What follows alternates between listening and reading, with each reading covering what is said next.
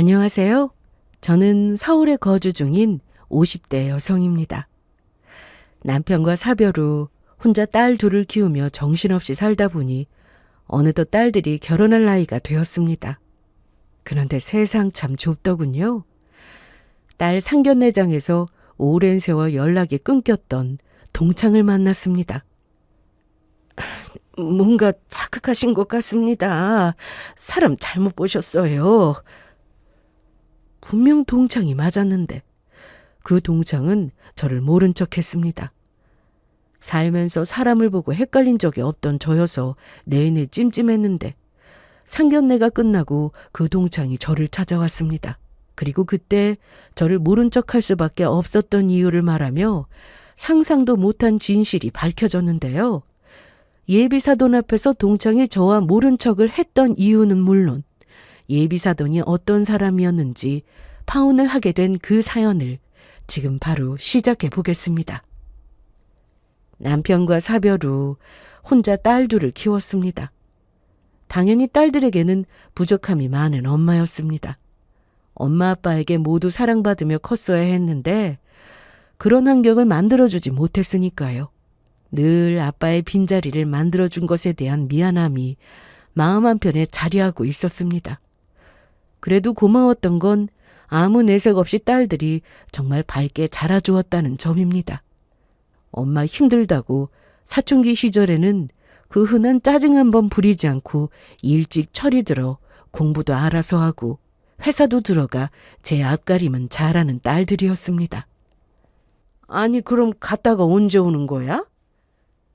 보통 2년인데 당겨질 수도 있고 좀 더 늦어질 수도 있고. 괜찮겠어? 당연히 괜찮지. 그리고 이런 기회가 뭐 흔한가?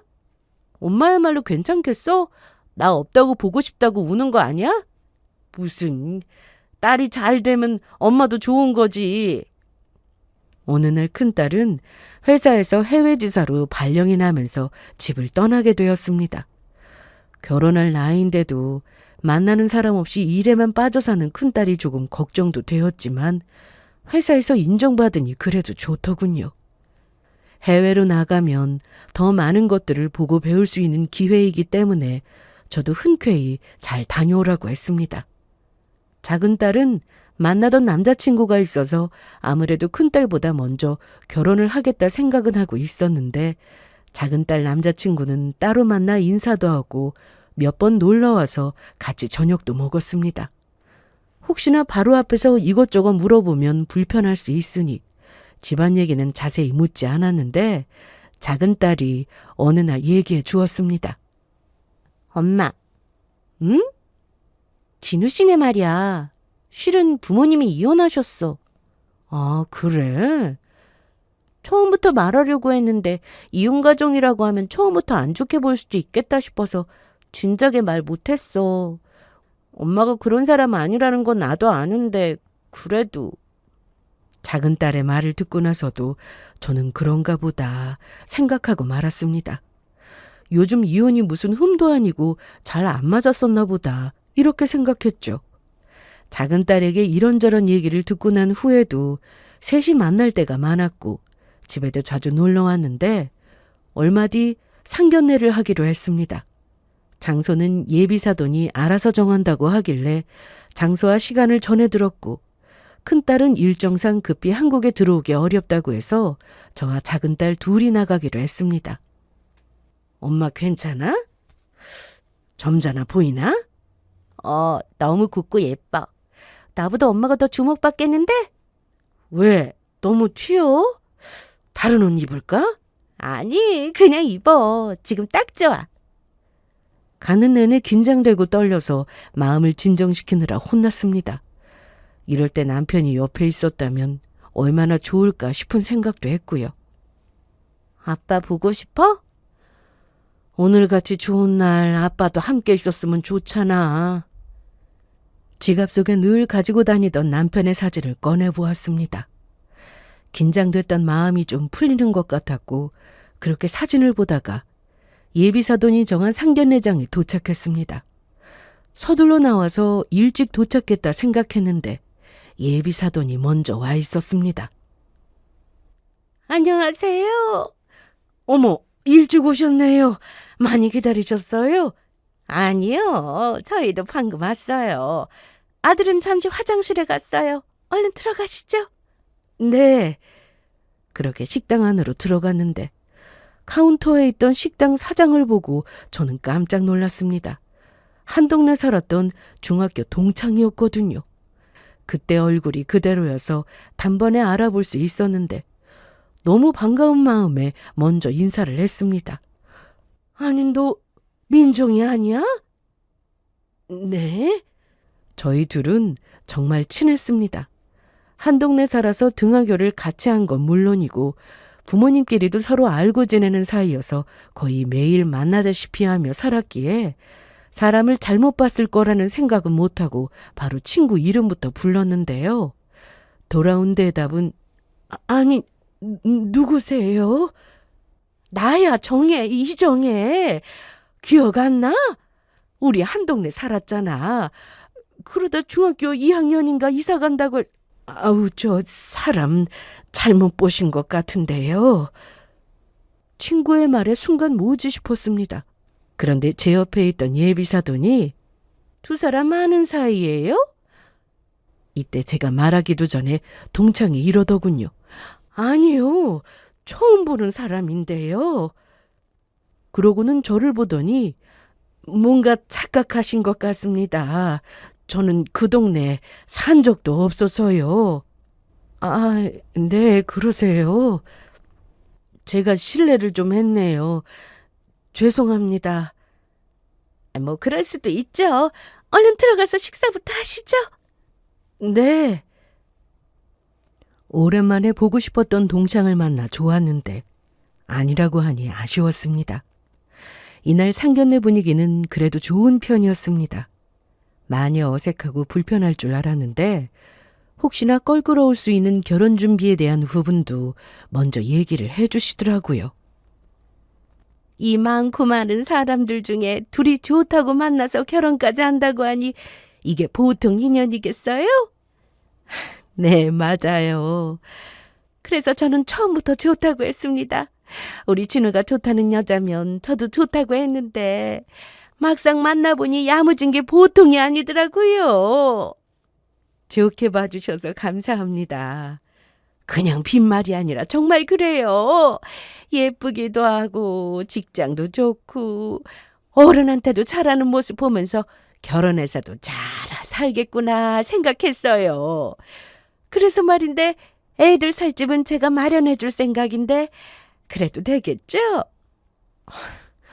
제가 듣기로는 애들끼리 집 알아본다고 하던데.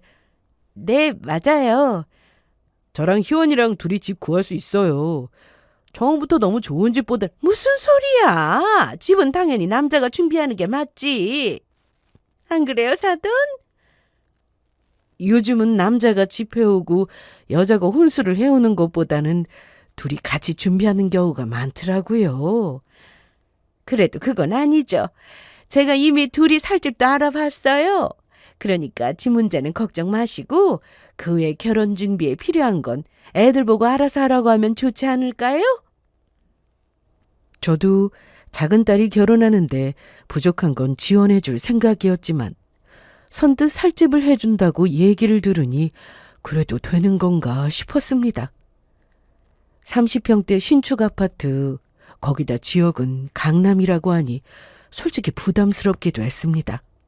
이 정도면 저희한테 요구하는 것도 좀 많겠다 생각이 들었거든요. 그런데 저는 애들 잘 사는 거 그거 하나면 됩니다. 괜찮으시면 필요한 혼수도 저희 쪽에서 다 마련할 수 있어요. 그러고 보니까 희원이가 면허가 없는 것도 아닌데 회사 갈 때 지하철을 타고 다니더라고요. 그래서 제가 우리 희원이한테 어울릴 만한 차도 한 대 사줄까 생각하고 있습니다. 예비사돈이 이것저것 다 해준다고 하는데 좋겠다고 생각하실 수도 있지만 마냥 좋아할 만한 일은 아니었습니다. 알고 보니 해준다는 신혼집은 예비사돈이 사는 집과 걸어서 10분이면 갈 수 있을 정도로 가까웠거든요. 저는 좀 부족하더라도 둘의 힘으로 하나씩 준비해서 결혼하길 원했는데 이 부분은 조율이 필요해 보였습니다. 그래도 이런저런 이야기를 하면서 분위기는 나쁘지 않았고 식사도 맛있게 하고 있었는데 예비사돈이 갑자기 화를 냈습니다. 아니 이거 맛이 왜 이러지? 음식이 입에 안 맞으세요? 그게 아니라 이건 이렇게 넣으면 안 되는 건데. 안 되겠다, 진우야. 거기 벨 좀 눌러봐. 예비사돈은 음식을 먹다 말고 인상을 쓰면서 직원을 불렀습니다. 저는 처음에 음식에서 이물질이라도 나온 줄 알았습니다. 그런데 그게 아니었어요. 네, 손님. 뭐 필요하신 거라도. 아니, 너 말고 사장 오라고 해. 내 말 못 들었어? 빨리 오라고 해.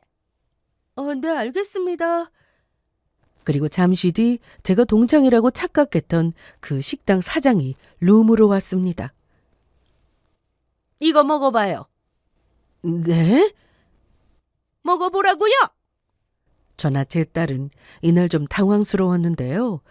아무리 음식에 문제가 있더라도 이런 행동은 이해가 되지 않았습니다.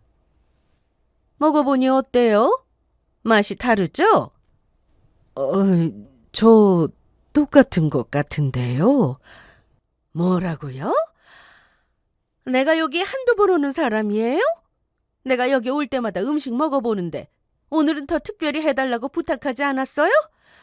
이래서 여기 장사 오래 할 수 있겠어요? 당장 다시 해와요.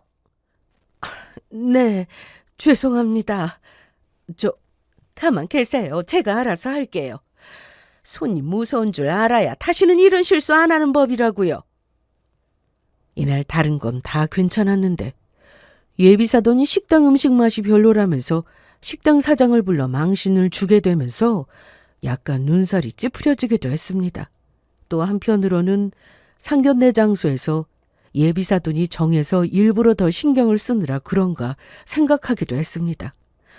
음식 잘하고 분위기 좋은 식당이라고 예약한다고 했는데 음식 맛이 이상해서 더 예민하게 반응한 걸 수도 있다 싶었거든요. 하지만 그럼에도 좀 심하다 싶은 부분도 있었습니다. 저나 딸이 그래도 말려서 겨우 넘어가긴 했는데 손님들 앞에서 망신당한 식당 사장도 안쓰러워 보였고 좀 심하다 싶기도 했네요. 그런데 이날 상견례를 마치고 집에 와서 쉬고 있는데 누군가 집으로 찾아왔습니다. 이 시간에 누구지? 엄마, 잠깐 이리 와봐. 왜? 누군데 그래? 인터폰 화면을 본 작은 딸은 저를 급하게 불렀고 가서 보니 화면에 보인 사람은 상견례를 했던 식당 사장이었습니다. 맞지? 아까 그 식당 사장님. 그런 것 같네. 그런데 여긴 왜 온 거지? 아니, 우리 집은 어떻게 알고 온 거지? 저는 왜 찾아왔는지 짐작이 되어 바로 문을 열어줬습니다. 제 짐작대로 동창이 맞았습니다. 아까는 민정이 맞지? 맞아, 정혜야. 아까는 미안했어. 이게 대체 얼마만이야? 일단 들어와. 미안해. 별소리. 그동안 어떻게 지냈어? 갑자기 이사가고 연락 뚝 끊겨서 얼마나 걱정했다고. 일이 좀 많았어. 제가 사는 집 주소는 다른 동체에게 물어봤다고 했습니다. 그런데 아까는 왜 나 모른 척한 거야? 그땐 안 줄 몰랐어? 알았어. 입구에서 들어오는 거 보고 바로 알아봤지. 그런데 이날 집으로 찾아온 그 동창이 하는 말을 듣고 저는 크게 놀랄 수밖에 없었습니다. 예비사돈과 동창의 관계가 기가 막힐 정도로 얽혀 있었거든요. 거기다 제 딸이 그 집에 시집을 가면 앞으로 그런 일을 제 딸이 겪지 말라는 법도 없었기에 이 결혼은 무조건 시키면 안 되겠다는 생각이 들었습니다. 낮에 식당에서 동창이 저를 모른 척했던 건 제가 예비사돈과 아는 사이라는 걸 바로 알았기 때문이었는데 예비사돈이 저와 동창의 관계를 알면 그 정체가 바로 들통나게 되니까 또 어떤 시달림을 당하게 될지 몰라 조용히 저를 찾아왔던 거였습니다. 자세히 좀 말해봐. 그게 다 사실이야? 그동안 동창은 예비사돈에게 참 많이도 당하고 살았더라고요. 동창은 이날 저에게 모른 척해서 미안하다며 그간의 사정을 얘기해 주었습니다. 동창이 운영하고 있는 한정식 식당의 프랜차이즈 본사 대표가 바로 예비사돈이었습니다. 그럼 식당을 운영하게 되면서 둘이 알게 된 거야? 아니야. 우리는 그전부터 알던 사이였어. 같은 중학교부터 고등학교까지 나왔거든. 뭐라고? 그럼 너 이사 간 곳에서 같이 학교 다닌 친구라는 말이야? 그럼 친구면서 왜 그렇게 꼼짝을 못하는 거야? 아무리 본사 대표라고 해도 그전에 친구 사이인데. 아까도 우리 다 보는 앞에서 일부러 너 불러서는 망신 주는 모습 보고 좀 심하다 싶었는데 대체 왜 그런 거야? 둘의 관계는 좀 복잡했는데 자세히 얘기를 듣고 보니 이해가 됐습니다. 학창시절 제 동창을 괴롭히던 사람이 바로 예비사돈이었습니다. 제 눈에는 그저 착하고 마음이 어린 친구였는데 이사간 지역의 중학교에서 소위 잘 노는 친구들의 타깃이 된 것이었습니다. 전화 가서 친구들도 없겠다. 착해 보이니 이것저것 시키기엔 딱이라고 생각했겠죠. 그러다 부모님이 사고로 두 분 다 돌아가시고 할머니와 살았다는데 힘들게 살았다는 얘기를 듣고 눈물이 날 정도였습니다. 그렇게 동창은 중학교 내내 예비사돈에게 괴롭힘을 당했다고 들었습니다. 고등학교 때도 같은 학교 진학하게 되면서 대표님, 아니 그 친구한테 괴롭힘 당하는 건 쭉 이어졌어. 내가 무슨 힘이 있겠어. 부모님도 안 계시는데. 그러다 고등학교 졸업하고 바로 회사 들어가서 격리로 일하다가 남편을 만났거든. 이제 좀 평범하게 남들처럼 살아보나 싶었어. 아들도 낳고 형편은 여유가 없어도 마음 늙고 생기고 하니까 좋더라. 그런데 내 팔자가 안 좋은가 봐. 남편이 사고로 세상을 먼저 뜨고 아들 데리고 사느라 정말 안 해본 일이 없었어. 친구 얘기를 들으면 들을수록 그간 고생을 정말 많이 하며 살았다는 걸 알 수 있었는데요. 사람 인연이 어쩜 그렇게 얄궂은지 다시는 만나고 싶지 않은 예비사돈을 다시 만나게 되었다고 했습니다. 남편 없이 아들 키우느라 고생하다가 그래도 아들 혼자 노력해서 대학은 가더라고. 평범하게 회사 들어가서 월급 받고 살길래 좋은 여자 만나서 가정 꾸리고 살면 되겠다 싶었어. 그런데 어느 날 식당을 해보고 싶다고 하는 거야. 요리하길 좋아하던 아들이라 그것도 나쁘진 않겠다 싶어서 돈 좀 더 모으고 난 뒤에 다시 얘기해보자고 했는데 어느 날 계약을 했대. 계약이라니? 내가 지금 운영하고 있는 그 식당 말이야. 그 식당이 원래 우리 아들이 하던 식당이야. 그러니까 정리해보면 동창의 아들이 직장 생활을 하다가 식당을 해보고 싶어 알아보고 계약한 곳이 바로 그 한식당이었던 겁니다. 프랜차이즈로 동창 아들이 알아본 지역에 마침 해당 식당이 없어서 바로 계약이 가능했다고 했죠. 그때까지도 식당의 본사 대표가 예비사돈이라고는 생각도 못했다고 했습니다. 동창은 자기 아들이 식당을 오픈한다고 하니 그 전부터 가서 일도 돕고 오픈하고 나서도 일 마치고 가서 같이 도우며 지냈다고 했는데 어느 날 갑자기 아들이 사고를 당했다고 했습니다. 사고라니? 음주운전 차량하고 사고가 나는 바람에 좀 크게 다쳤어. 뭐? 그래서 지금은 괜찮아? 아직도 병원에 있어.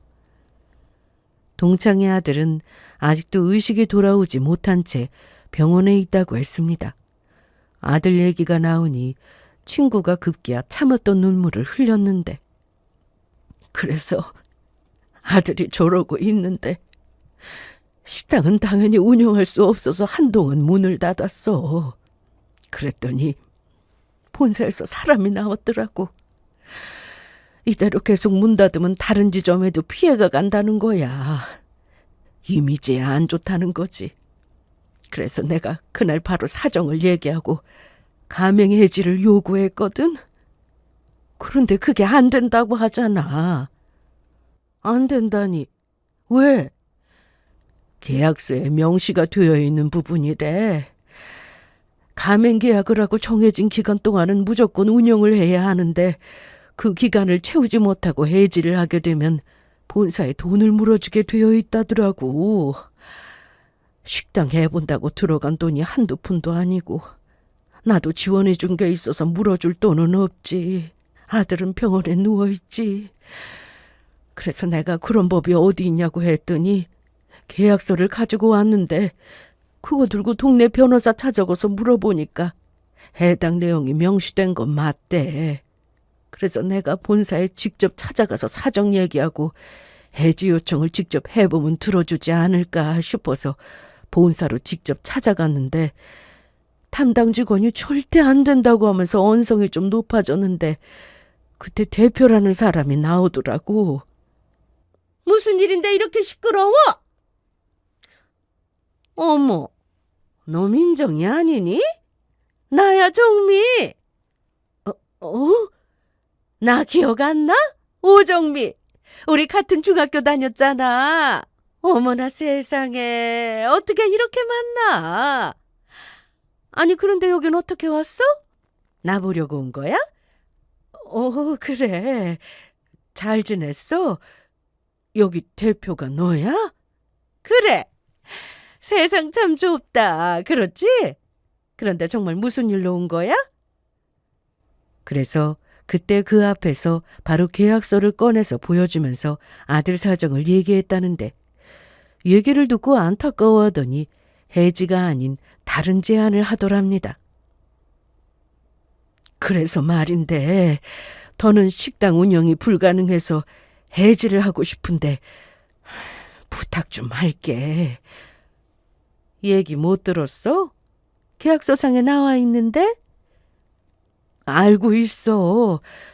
그런데 상황이 어쩔 수가 없잖아. 그럼 내가 어떻게 하면 좋을지 직원들하고 회의 좀 해보고 연락 줄게. 그래도 되지? 그래, 알았어. 너무 걱정 말고 기다리고 있어. 친구 좋다는 게 뭐야? 어려울 때 서로 돕고 하는 거지. 안 그래? 그 말만 듣고 한동안 연락만 기다리고 있었는데 어느 날 만나자고 연락이 왔길래 나가서 만났는데 원하는 쪽으로 해준다고 하더니 갑자기 계약서를 새로 쓰자고 했다더군요. 계약서를 새로 쓰자니 그게 무슨 말이야? 우리 아들 지금 병원에 있다고 했잖아. 그러니까 하는 말이야. 네 이름으로 계약서 새로 쓰고 식당 운영을 네가 하면 어떨까 하는데? 나 하는 일 있어. 너 한 달에 얼마 버는데? 내가 그거보다 더 벌게 해줄 수도 있어. 나 본사 대표잖아. 네가 그 식당 새로 계약해서 운영하면 내가 특별히 신경 써줄게. 식당은 입소문이 정말 중요한 거 알지? 난 식당 운영 그런 거 잘 못해. 해본 적도 없고 식당 할 정도로 음식 잘하는 것도 아니고. 촌스럽게 왜 그래? 넌 말 그대로 운영하는 거야. 주방에서 요리하는 주방장이 아니고. 운영 방식은 내가 알려줄게. 그리고 어려운 거 없어. 내가 도와주면 쉽게 배울걸? 이날 예비사도는 동창에게 과거에 못되게 군 것에 대해 미안하다며 사과까지 하고 얼마 뒤 동창의 아들이 입원해 있는 병원에 가서 중간 정산도 해줬다고 했습니다. 내가 사정이 좀 어렵긴 했어. 회사에서 버는 돈으로 그럭저럭 살았는데 병원비도 만만치 않고 당장 가맹해지를 하게 되면 본사에 줘야 할 돈도 많다 보니까 선택지가 없더라. 그리고 중고등학교 때 일을 얘기하면서 미안하다면서 사과까지 하는데 나이 들어서 다시 싸울 것도 아니고 그래서 고민 끝에 계약서 새로 쓰고 내가 운영하게 된 거야. 뭐 여기까지는 훈훈한 결말이라고 생각할 수도 있습니다. 하지만 예비사도는 정말 지독하게 동창을 괴롭혔습니다. 다시 돌려주긴 했으나 자기 아들 병원비도 내주고 동창이 본격적으로 식당을 맡아 운영하게 되면서 약속한 대로 예비사도는 해당 식당에 자주 찾아와서 일하는 걸 도왔다고 했습니다. 손님들이 오면 예비사돈이 직접 나서서 본사가 특별히 신경 쓰는 곳이라고 하면서 서빙도 하고 서비스도 주고 하면서 방문하는 손님들도 많이 늘게 되었다고 했는데요. 동창도 그동안 자기한테 한 짓이 미안해서 이렇게까지 신경을 써주는 건가 생각했다네요. 하지만 아니었습니다. 할 수 있는 건 다 도와주고 나서 학생 시절 괴롭혔던 그때처럼 똑같이 동창을 못 살게 굴었다고 했습니다. 너도 봤지? 나 불러서 망신 준 거. 그런 일이 많았어? 솔직히 그건 아무것도 아니야. 손님들 입맛이 다 다르니까 누군가에게는 맛있어도 누군가한테는 안 맞을 수도 있지. 그런데 도와준다는 이유로 자주 식당에 와서 하나부터 열까지 참견하고 자기가 하라는 대로 하지 않으면 그날은 난리가 나는 거야. 직원들 집합시켜서 욕한 적도 많아서 그 때문에 그만둔 직원도 많았어. 자기 손님들 데려와서 미리 말도 없이 예약된 방에 아무렇지 않게 들어가서 음식 시켜 먹은 적도 한두 번도 아니고 그런 날은 계산도 안 해. 그리고 남은 나중에 그 손님들끼리 따라와서 자기들이 식당 본사 대표랑 친하다면서 그 말 한마디만 하고 식사하고 그냥 가기도 했고. 아니, 뭐 그런 사람들이 다 있어? 그런데 돈은 정말 많이 벌었어. 손님들이 주말은 물론이고 평일에도 진짜 많았거든. 그런데 많이 벌면 뭐해? 매달 나가는 로열티는 물론이고 이것저것 본사에서 가져가는 돈이 정말 많았어. 많이 벌면 버는 대로 돈을 더 가져가더라고. 그러니 많이 번다고 좋은 게 하나도 없더라. 어디 그뿐이야? 김장한다고 집으로 불러서 같이 하자고 해놓고 나 혼자 김장하고 온 적도 있었어. 정말 말만 들어도 숨이 턱 막혔습니다. 동창은 이날 그동안의 일을 저에게 말하면서 마치 학창시절로 다시 돌아간 것 같다고 했습니다. 아까 네가 나한테 아는 척 했을 때 같이 인사라도 했더라면 지금쯤 또 불나게 전화했을 거야. 왜? 외계는 사돈 될 사이 아니야? 그럼 자기가 어떤 사람인지 알려주면 안 되니까 내 입단속부터 한다고 또 괴롭혔겠지. 지금도 힘든데 그걸 어떻게 감당하겠어? 무슨 짓을 또 어떻게 할지 모르는데 그 상황에 아는 척을 할 수가 없었어. 이날 동창이 다녀가고 난 뒤 저는 작은 딸과 많은 얘기를 나눴습니다. 동창이 얘기를 하는 동안 제 옆에서 딸도 함께 그 얘기를 들었거든요. 딸에게는 시어머니가 될 사람인데 인성이 그런 걸 알고는 제 딸도 저도 이 결혼을 하는 게 맞는지 고민이 되었습니다. 저는 사실 고민하고 말 것도 없이 여기서 그만 끝내길 원했습니다. 아무리 남편 될 사람이 좋다 해도 결혼은 집안과 집안이 하는 거니까요. 그리고 이미 작은 딸의 결혼 생활이 머릿속에 자연스레 그려졌습니다. 희원아, 엄마 무슨 말 하려는지 알아. 작은 딸은 이미 다 알고 있었습니다. 제가 이 결혼을 하지 않았으면 한다는 것을요. 상견례를 할 때 신혼집도 다 알아서 준비한다고 했던 것도 어쩌면 다 계산된 게 아니었을까 싶기도 했습니다. 본인 사는 집에서 가까운 곳으로 애들 신혼집을 얻어주고 그것도 서울 강남에 30평짜리 신축이면 상당히 비싼 집인데 이런 집을 해주고 동창에게 한 것처럼 제 딸한테도 하는 게 아닐까 하는 걱정도 당연히 됐습니다. 그런데 딸의 입장은 좀 달랐습니다.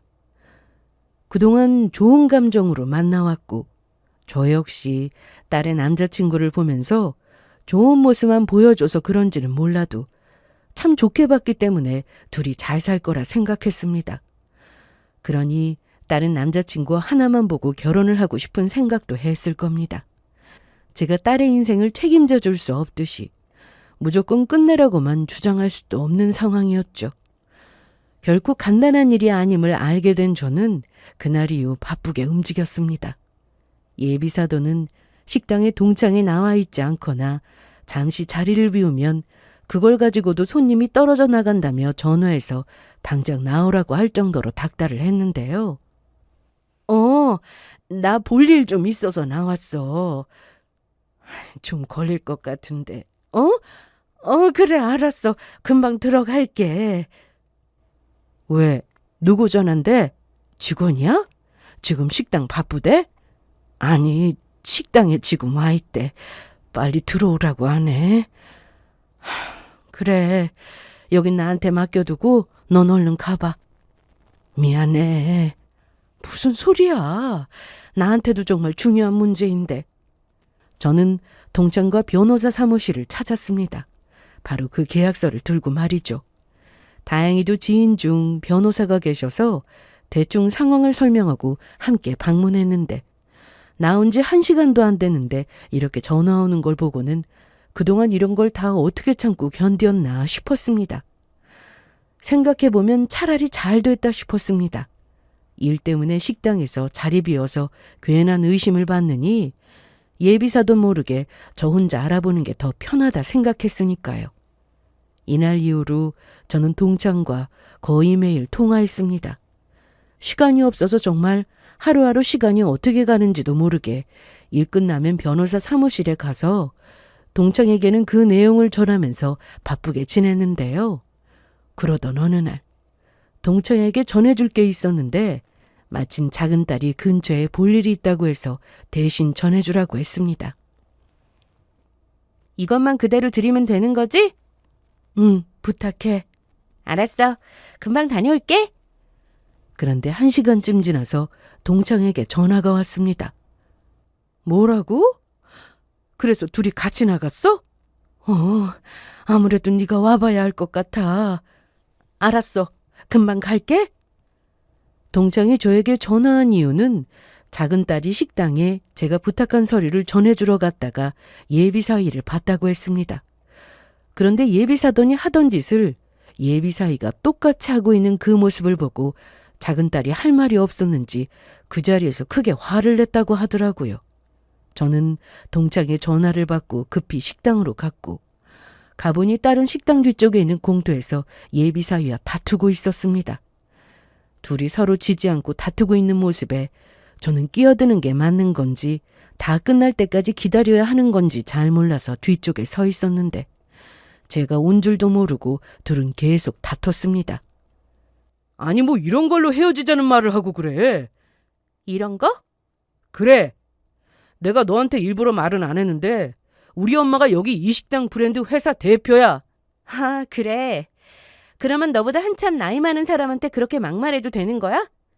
솔직히 언젠가 나도 엄마 일 물려받아서 대표가 될 텐데 미리 관리하는 거지 뭐. 단속도 하고. 뭐 감시 아니야? 무슨 단속? 원래 본사의 역할은 손님들을 위해서 지정 관리를 잘해야 하는 거랬어. 누가? 우리 엄마가. 기가 막힌다. 아까 내가 봤을 땐 본사 입장에서 관리하는 게 아니라 그냥 개무시하던데 다 네 아래를 보고 있었잖아. 아니야? 이번 한 번뿐이었어. 엄마가 지정 관리는 미리 연락하고 가는 게 아니라 불시에 가서 확인하는 거라고 해서 이번에 정말 딱 한 번 연락도 없이 갔다가 입구에 박스가 있길래 그것 좀 옮기라고 하고 지적하고 있던 중이었는데 네가 마침 그때 딱 온 거였다고. 와, 너 무섭다. 내가 뭘 얼마나 너무했다고 그래? 그래. 네 말대로 이번이 처음이었다고 해. 그런데 말이 너무 심하다는 생각은 안 들어? 아무리 니네 엄마 회사랑 계약한 지점이라고 해도 너보다 나이 많은 분이셔. 그런데 사람이 말할 틈도 안 주고 매사에 이런 식이냐고 쏘아대고 이런 식으로 살 거냐고 했잖아. 거기다 병원에 누워있는 아들 얘기 꺼내면서 이런 식으로 하면 아들도 못 깨어난다는 그런 말을 하면 안 되는 거 아니야? 어떻게 가족에 대해서 그렇게 함부로 말해? 아무리 생각해도 이건 아닌 것 같다. 내 앞에서만 착하고 젠틀한 척 연기한 거였어?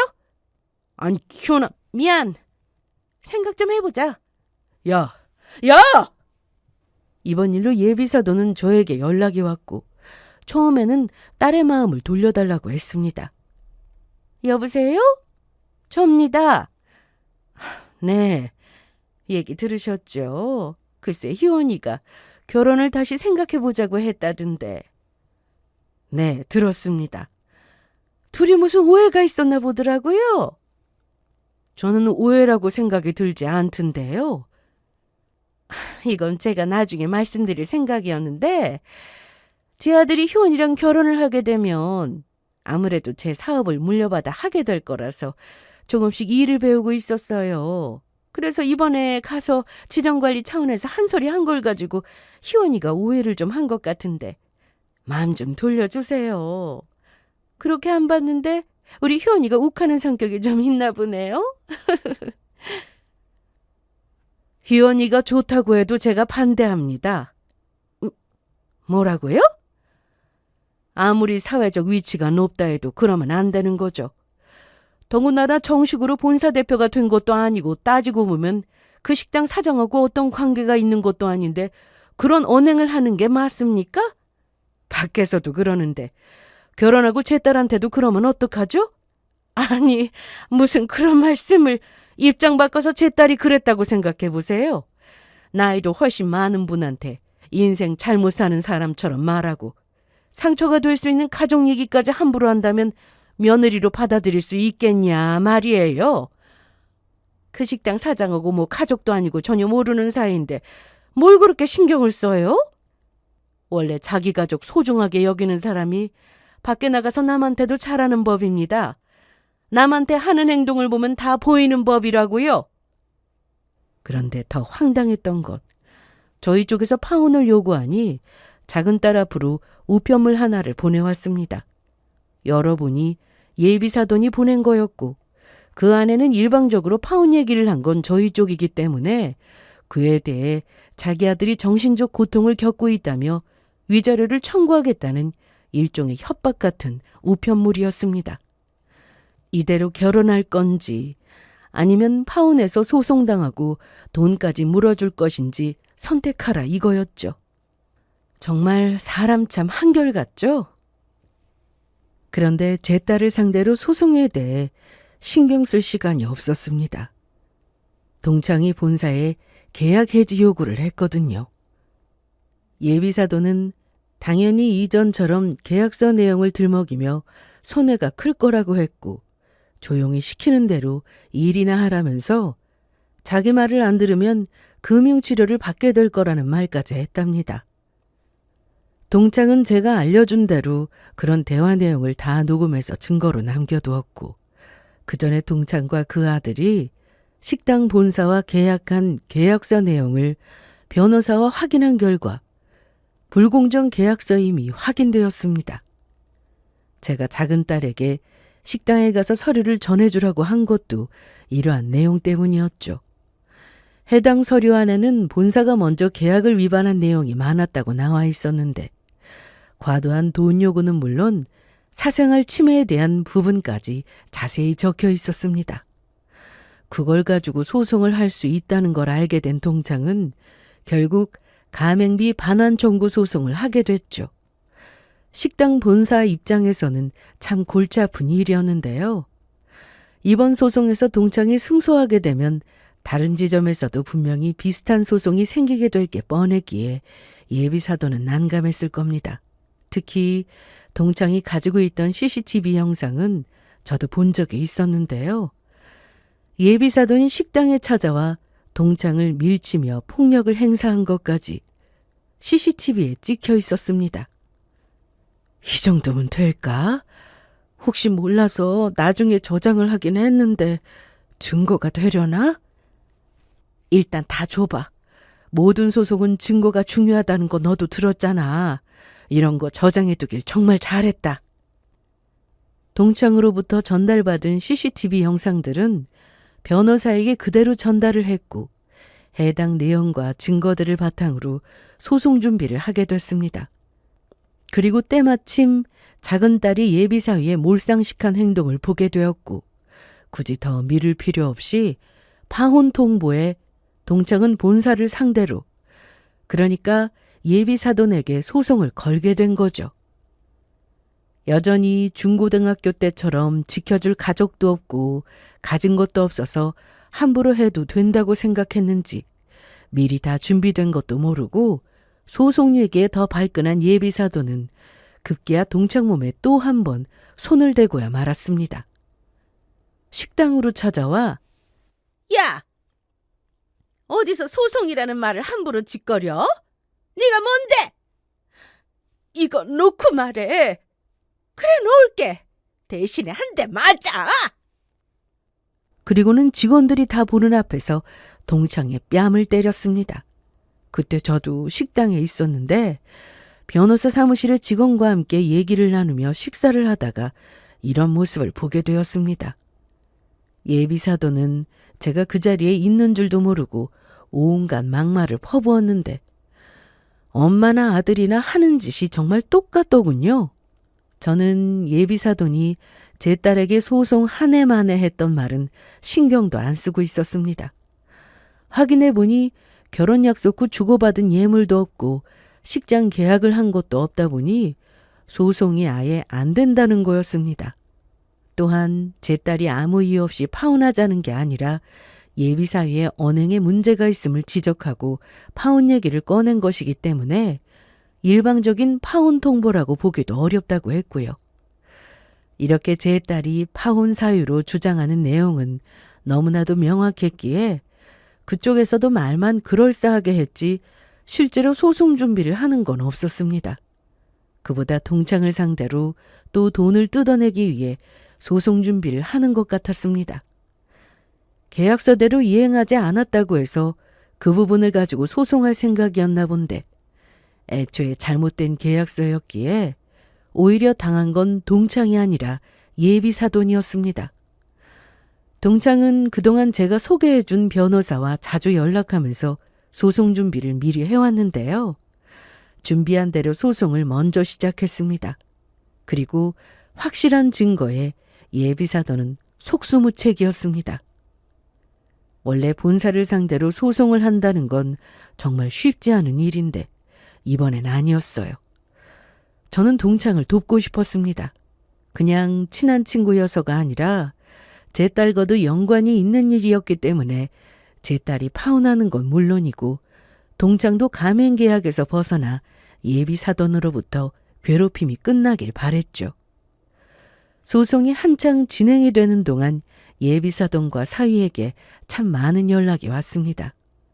저나 딸이나 둘 다 연락을 받지 않았는데 그랬더니 작은 딸 남자친구가 집으로 찾아오기도 했습니다. 현아, 왜 내 전화 안 받아? 우리 끝난 거 아니었어? 끝나긴 뭐가 끝나? 아참, 소송한다고 했었지? 그런데 왜 아무 연락이 없어? 소송했으면 뭐 출석해라 이런 연락 왔어야 하는 거 아닌가? 안 했어. 내가 엄마한테 잘 말씀드려서 안 했다고.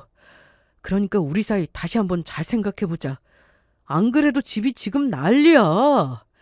다들 우리 브랜드 간판 달고 식당에서 돈 벌고 싶다고 해서 돈 벌게 해줬더니 이제 와서 가맹 취소한다고 소송 걸고 아주 배가 불렀다니까? 뭐라고? 아니, 너한테 하는 말이 아니라 식당 쥐점들 말이야. 그건 그렇고 우리는 이대로 끝내면 되는 거 아니잖아. 아니야? 난 분명히 내 생각 전달했고 너랑 결혼하는 일 절대 없어. 그만 가봐. 대체 내가 무슨 잘못이 있는데? 솔직히 말해서 엄마가 한 일이야. 네가 원하면 나 엄마랑 연락 안 하고 살게. 어? 그러면 되는 거 아니야? 정말 쉽게 말한다. 언제는 엄마 뜻대로 사업 물려받아야 하는 거라서 시키는 대로 한 것뿐이라더니? 그리고 너는 잘못이 없다고? 나는 그 일이 아무 상관없어. 내가 뭐 엄마 회사 소속이기라냐? 나는 엄연히 다른 회사 다니는데? 내가 듣기론 너도 고소당했다던데? 누가 그래? 소문 쫙 났어. 저번에 식당에서 사장한테 함부로 하는 모습 나한테 들켰을 때 너 나한테 뭐라고 했더라? 그때 딱 한 번뿐이었다고? 그런데 왜 다른 지점에서도 너를 고소했을까? 오해야. 내가 그 오해 풀 거야. 나는 이번 일에 대해서 아무 상관없는 사람이니까 오해만 풀리면 고소도 취하될 거야. 그러니까 우리 다시 결혼 준비하고 우리는 결혼해서 잘 살면 되는 거야. 엄마 일은 우리가 신경 쓰지 않아도 된다고. 딸에게 하는 말을 듣고 있으니 무섭기도 했습니다. 아무리 가족이라도 상황에 따라 연을 끊고 살기도 한다지만 이번엔 자기에게 피해가 돌아올 것 같으니 먼저 선을 긋는 모습이었거든요. 딸은 다시 한번 파혼에 대해 변함없는 마음을 얘기했고 그날 이후로 예비사도는 소송 때문에 한바탕 난리가 났습니다. 동창 말고도 소송을 건 식당 지점이 몇 군데 더 있었거든요. 동창이 소송을 했다는 얘기를 전해 듣고 그동안 쌓인 게 많았던 지점들이 하나둘씩 소송을 건 모양이었는데 이런 식으로 하다가는 정말 예비사돈 회사가 돌려줘야 할 가맹비가 상당히 많아질 것 같았습니다. 그렇게 소송은 쉽게 끝나지 않을 것처럼 한동안 계속 이어졌는데 든든하게 뒤에서 지켜주는 변호사도 있고 저도 있다 보니 동창은 힘들어도 잘 버티고 있었습니다. 예비사돈도 만만치 않았는데 실력 좋다는 변호사를 선임해서 맞대응을 하느라 사실 어떤 쪽으로 결론이 날지는 모르는 상황이었습니다. 그러던 어느 날 동창은 병원에서 연락을 받았습니다. 어머, 정말이야? 정말? 아직 눈을 뜨지 못했어. 그런데 간호사 말에 손가락을 움직였다고 해서 나도 그 연락 받고 병원에 왔는데 내 말에 손을 움직이더라고. 어머나 세상에, 정말 잘 됐다. 이제 곧 눈도 뜰 거고 말도 할 거야. 정말 그렇게 되면 얼마나 좋을까? 그럴 거라니까. 참 반가운 소식이었습니다. 그리고 저는 느낌이 너무 좋았습니다. 그 힘든 시기에 동창의 아들이 곧 깨어날 것처럼 좋은 소식이 있다는 건 좋은 징조였으니까요. 정말 제 말처럼 얼마 뒤 끝나지 않을 것만 같았던 소송이 끝났는데요. 결과는 승소였습니다. 동창은 잘못된 계약서로 인해서 가맹비를 돌려받게 되었고 그간 예비사돈이 한 짓에 대한 보상도 받게 되었습니다.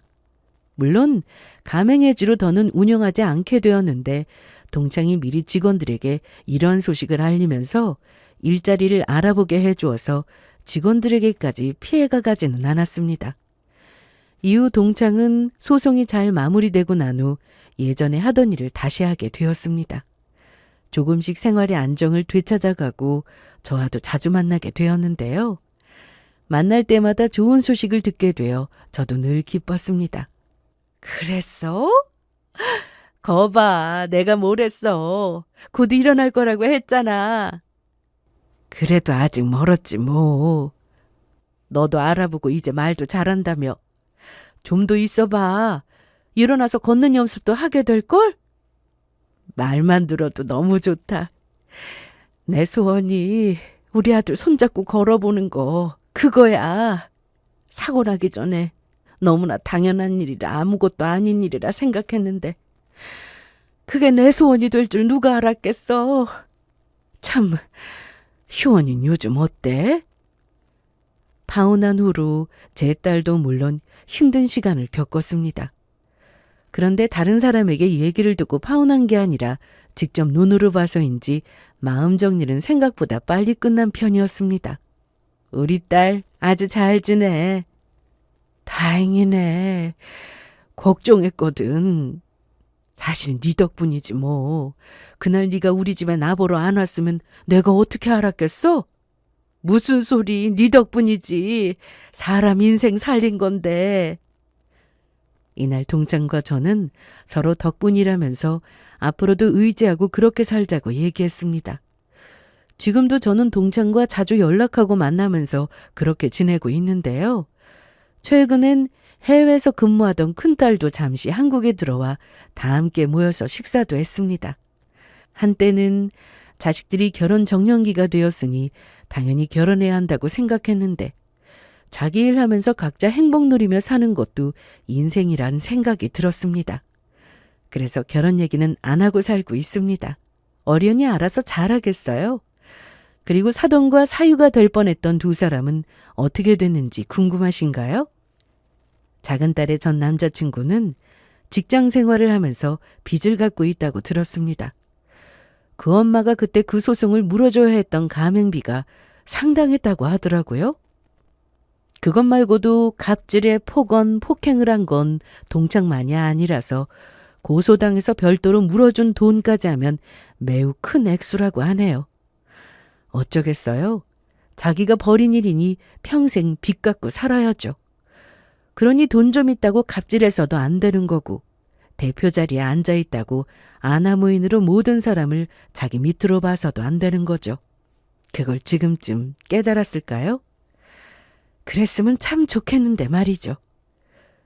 그러거나 말거나 저는 딸들과 남은 인생 지금처럼 행복하게 잘 지내고 싶습니다. 더도 덜도 바라지 않고 각자 일하면서 큰 욕심내지 않고 이렇게 사는 게 너무 큰 행복이라는 걸 알게 됐거든요. 여러분들도 행복은 멀리 있다고 생각하지 마시고 지금 이 순간의 행복을 느끼면서 그렇게 사시길 바랄게요. 그럼 제 사연은 여기서 마치겠습니다. 끝까지 들어주셔서 감사합니다.